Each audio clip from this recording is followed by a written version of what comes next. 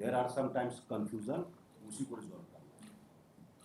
So far as justice to the people of Jharkhand, हम लोग के संविधान में फ्रेज है वी द पीपुल, है ना, और बड़ा बढ़िया उसमें एक तो कंसेप्ट है for the people, by the people, of the people. Rule of law हो सकता है, रूल बाय लॉ नहीं हो सकता है, रूल फॉर लॉ नहीं हो सकता है। ये दो फ्रेज प्रोहिबिटेड है so far as rule of law is constitution. High court में जो आपको दिख रहे थे ये मुख्यमंत्री के अपर मुख्य सचिव अविनाश कुमार थे। अब उनकी तस्वीर मुख्यमंत्री के साथ ही देखिए।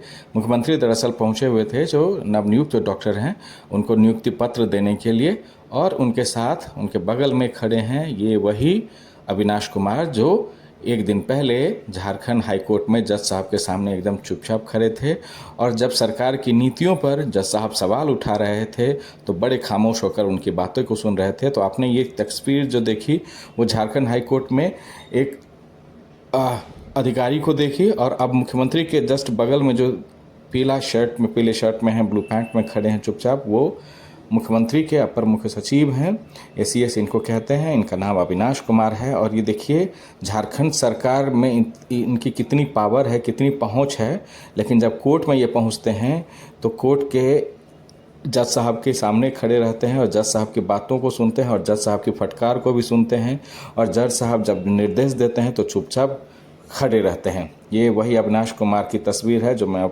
पिछले दिनों अपने वीडियो के जरिए मैंने आपको दिखाया हुआ था कि किस तरह जब सरकार की नीति पर जज साहब सवाल खड़े कर रहे थे तब ये माननीय अविनाश कुमार वहाँ चुपचाप खड़े थे। और मैंने ये संबंध बताया, ये तस्वीर दिखाई तस्वीरों के जरिए कि मुख्यमंत्री की ये कितने करीब है अविनाश कुमार, लेकिन जब कोर्ट पहुँचते हैं तो जज साहब के सामने कोई सरकार नहीं, सिर्फ व्यवस्था होती है, और व्यवस्था पर जब सवाल करते हैं जज साहब तो बड़े बड़े की हेकड़ी निकल जाती है। ये उसकी ही तस्वीर है। एक बार फिर से देखिए क्या कुछ कहा था जज साहब ने अविनाश कुमार को। ऑर्डर 3912 को हम नहीं रोक पाएंगे, दैट पावर इज देयर।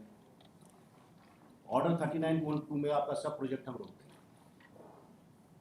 एक भी प्रोजेक्ट आपको नहीं करना। ऑर्डर 3912 इज देयर, और नहीं तो बना हुआ प्रोजेक्ट को तोड़वा देंगे, ठीक है ना। इस एरिया में तो जाने से तो पब्लिक का भला नहीं होगा। Only one area is available. Whenever you go for any project, you have to go through the process of land acquisition.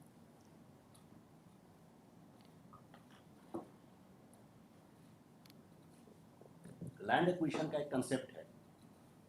Whenever government is going to utilize any land acquisition में देखिएगा कि 4-5 parameter for determination of compensation.